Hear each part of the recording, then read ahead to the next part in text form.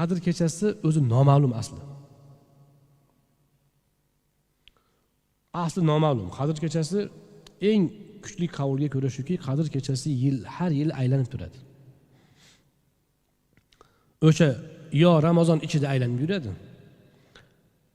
Endi ko'proq rojih gap oxirgi 10 kunlikda va oxirgi 10 kunlikning toq kechalarida aylanib yuradi. 121-kecha, 127, 123-kecha bo'lishi mumkin. Shuning uchun u 27-kecha Qadr kechasi bo'lish ehtimoli yuqori hisoblanadi.